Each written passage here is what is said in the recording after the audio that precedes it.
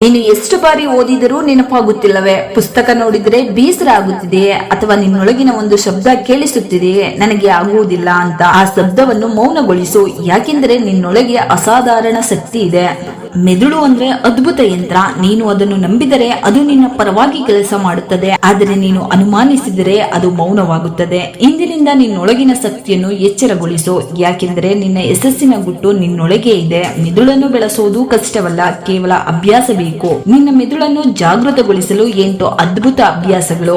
Tip number 1, ಬೆಳಿಗ್ಗೆ ಧ್ಯಾನ ಅಥವಾ ಪ್ರಾಣಾಯಾಮ ಮಾಡು. ಬೆಳಿಗ್ಗೆ 5 ರಿಂದ 10 ನಿಮಿಷ ಶಾಂತವಾಗಿ ಕುಳಿತು ಉಸಿರಾಟದ ಮೇಲೆ ಗಮನ ಕೊಡು. ಇದು ನಿನ್ನ ಮನಸ್ಸನ್ನು ಶಾಂತಗೊಳಿಸುತ್ತದೆ ಮತ್ತು ಮೆದುಳಿಗೆ ಆಮ್ಲಜನಕ ಹೆಚ್ಚಿಸುತ್ತದೆ. ಧ್ಯಾನ ಮಾಡಿದವರು ಹೆಚ್ಚು ನೆನಪಿನ ಶಕ್ತಿ ಹೊಂದಿರುತ್ತಾರೆ, ಇದು ವೈಜ್ಞಾನಿಕ ಸತ್ಯ.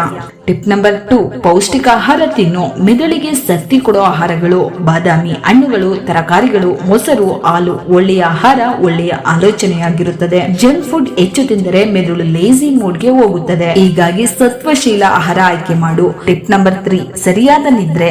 ಪ್ರತಿ ರಾತ್ರಿ ಕನಿಷ್ಠ 7 ರಿಂದ 8 ಗಂಟೆ ನಿದ್ರೆ ಮಾಡಿ.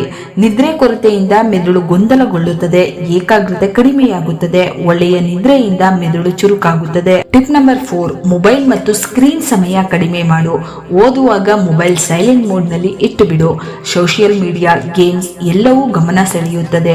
ಓದಿನ ಸಮಯದಲ್ಲಿ ನಿನ್ನ ಮೆದುಳಿಗೆ ಡು ನಾಟ್ ಡಿಸ್ಟರ್ಬ್ ಮೋಡ್ ಹಾಕು. ಟಿಪ್ ನಂಬರ್ 5, ಮೆದುಳಿಗೆ ವ್ಯಾಯಾಮ ಕೊಡು. Puzzles, memory games, find the difference ಇವು ಮೆದುಳಿನ ನರಗಳಿಗೆ ಉತ್ತಮ ವ್ಯಾಯಾಮ.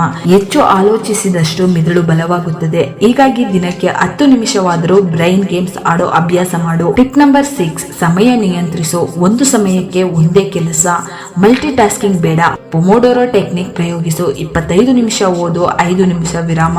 ಇದರಿಂದ ಮನಸ್ಸು ಹೊಸತನದಿಂದ ಇರುತ್ತೆ ಮತ್ತು ಕಾನ್ಸಂಟ್ರೇಷನ್ ದುಪ್ಪಟ್ಟಾಗುತ್ತದೆ. ಟಿಪ್ ನಂಬರ್ 7, ಪ್ರಕೃತಿಯ ಮಧ್ಯ ಸಮಯ ಕಳಿ. ಹಸಿರು ವಾತಾವರಣದಲ್ಲಿ ನಡೆದಾಡು, ಹಕ್ಕಿಗಳ ಶಬ್ದ ಕೇಳು, ತಾಜಾ ಗಾಳಿ ಉಸಿರಾಡು. ಇದು ಸ್ಟ್ರೆಸ್ ಕಡಿಮೆ ಮಾಡಿ ಮೆದುಳಿಗೆ ಹೊಸ ಚೈತನ್ಯ ಕೊಡುತ್ತದೆ. ಪ್ರಕೃತಿ ನಿನ್ನ ನೈಸರ್ಗಿಕ ಚೇಂಜರ್ ಆಗಿ ಕೆಲಸ ಮಾಡುತ್ತದೆ. ಟಿಪ್ ನಂಬರ್ 8, ಪಾಸಿಟಿವ್ ಆಲೋಚನೆ ಬೆಳೆಸು.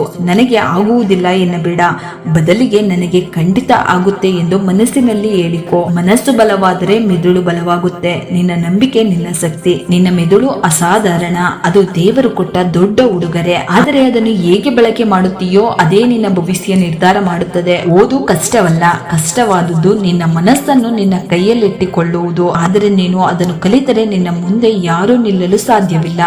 ಮರೆಯಬೇಡ, ನಿನ್ನ ಮೆದುಳು ನಿನ್ನ ಆಯುಧ, ನಿನ್ನ ನಂಬಿಕೆ ನಿನ್ನ ಶಕ್ತಿ ಮತ್ತು ನಿನ್ನ ಪರಿಶ್ರಮ ನಿನ್ನ ಗೆಲುವಿನ ದಾರಿ.